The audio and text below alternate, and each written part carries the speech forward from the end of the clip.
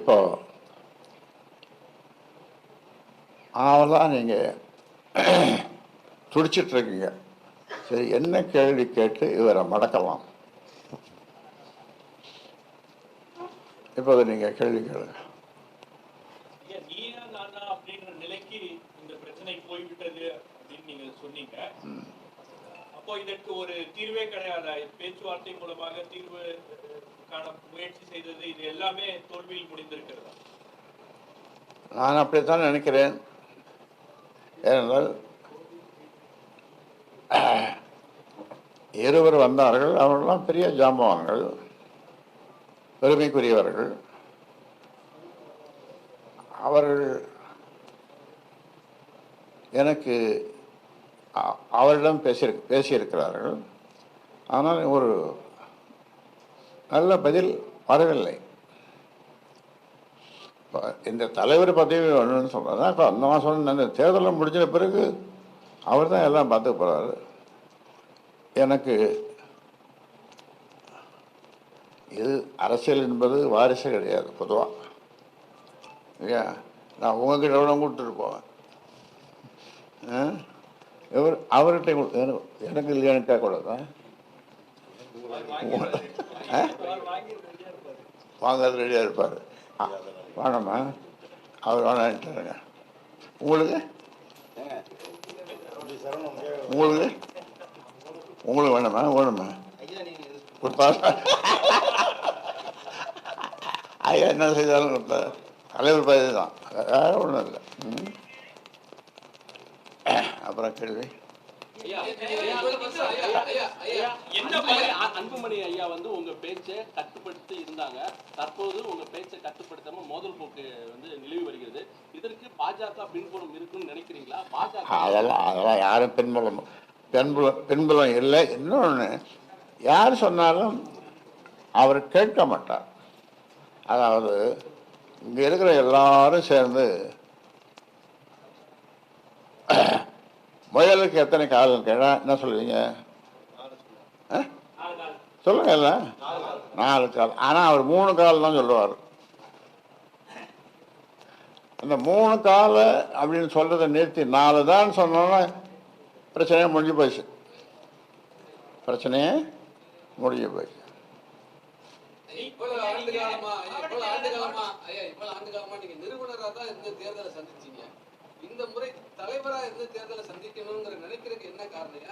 அதாவது இந்த கட்சியை சரியாக வழி நடத்தலை, பண்ணலை, அப்படின்றதுக்காக இப்போ ஒரு 40 தொகுதி 50 தொகுதி எடுத்து வேலை செய்தோம். ஆனால் அதை போய் அதுக்கு கொஞ்சம் கூட அவர் ஒத்துழைப்பை கொடுக்கல.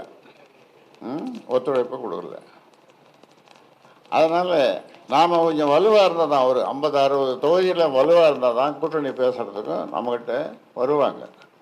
நாமும் வெற்றி பெறலாம், கூட்டணி கட்சி பெரிய கட்சியாக இருக்கிறவங்க அவங்களும் வெற்றி பெறலாம். அதற்கு அவர் உழைப்பதற்கு தயாராக இல்லை. என்னிடம் இவர் தருமபுரியில் நிற்கப் போகிறார் என்று பல காலம் தொடர்ந்து சொல்லி வந்து அங்கே தான் நின்றார். அரசியல் இங்கே வந்தபோது நான் கேட்டேன் அந்த தேர்தல் நேரத்தில், தருமபுரியில் யார் நிற்கிறது? நான்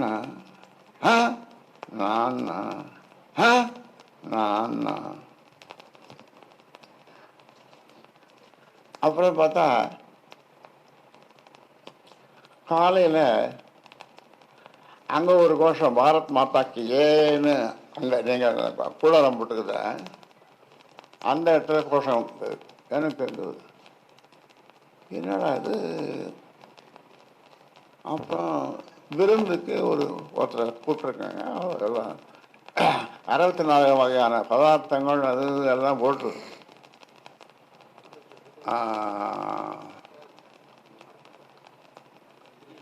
அவருக்கு சாப்பாடு டிஃபன் கொடுத்தாங்க.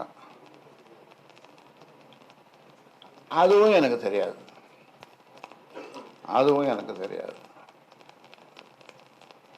அப்பொழுது அவர் அந்த கட்சியினுடைய தலைவராக இருந்தார். இப்பொழுது இருக்காரா? இல்லை, இப்பொழுது இல்லை. அதன் பிறகு என்ன ஆச்சுன்னா, நான் நிற்கலை, சௌமியா தான் நிற்கிதுன்னு சொன்னார். நாங்கள் பொதுக்குழுவில் சொன்ன மாதிரி நம் குடும்பத்தை சேர்ந்த பெண்கள் இந்த மாதிரி வேண்டாம் அப்படின்னு சொன்னதுக்கு எதிர்மாறாக நிற்கக்கூடாதுன்னு அப்படின்னு நான் சொன்னேன். அதன் பிறகு தருமபுரிக்கு வேட்பாளரையும் அறிவிச்சிட்டோம். அரசாங்கம்னு ஒரு பையன், அது ஊடகங்கள்லாம் வந்துடுது, அவர் தான் வேட்பாளர் அப்படின்னு. அப்புறம் என்னுடைய சின்ன மகளை பெரிய பேரன் எல்லாம் சேர்ந்து என்கிட்ட கெஞ்சினா போதுமா, கூத்தாடி வாதாடி எல்லாம் பண்ணி, சரி இவ்வளோ நேரம் கூத்தாடுறீங்க, வாதாடுறீங்க, பேசுகிறீங்க, சரி போய் நிற்கட்டு நின்று தான் போட்டோம் அப்படின்னு சொல்லிட்டேன். அவன் போய் எங்கள் அந்த அந்த மூலையில் இருக்கிற ரூமில் அன்புமணிக்கிட்ட சொல்ல, அப்பா மாற்றிக்க மாட்டார், அவர் உறுதியாக நிற்பார், நம்ப முடியாது அப்படின்னு. அப்புறம் என்ன சொன்னேன், உண்மையாக தான் சொல்கிறேன் அப்படின்னு. அப்புறம் சௌமியா வந்தது. அப்புறம் நான் சொன்னேன் அந்த விருந்து. அப்புறம் பேசி என்னை கையெழுத்து போட வைத்தார்கள். நான் தான் கையெழுத்து போட்டேன்.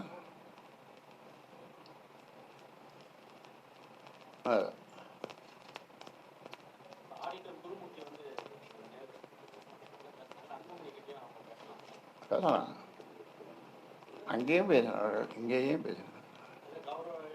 இங்கே பேசிவிட்டு என்னை சென்னைக்கு வர சொன்னார்கள். சென்னையிலே இருவரையும் சந்தித்து பேசினேன். செய்திகளை உடனுக்குடன் தெரிந்து கொள்ள உடனே சப்ஸ்கிரைப் பண்ணுங்க.